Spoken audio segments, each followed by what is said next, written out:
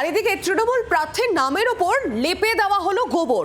সিউড়ির ছবিটা দেখাবো আপনাদের। সিউড়ির প্রার্থী উজ্জ্বল চট্টোপাধ্যায়, তার নামের ওপর গোবর লেপে দেওয়া হলো। বীরভূমের ছবি, সেখানে দুবরাজপুরের বাগদিপাড়ার ঘটনা। আর স্বাভাবিকভাবে এই ঘটনাকে কেন্দ্র করে উত্তেজনার ছবি, কিন্তু রাতে দেওয়ালে গোবর লেপার অভিযোগ উঠছে। আর তৃণমূলের অভিযোগ বিরোধীদের বিরুদ্ধে।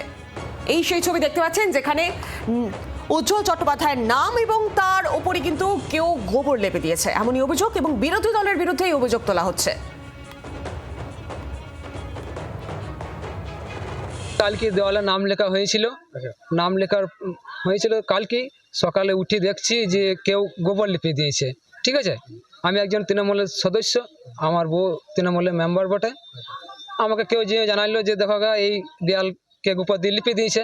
আমি এলাম, সকালে পুলিশ এসেছিল, পুলিশে দেখে গেল, আর যে করেছে তার আমরা উপযুক্ত শাস্তি চাই।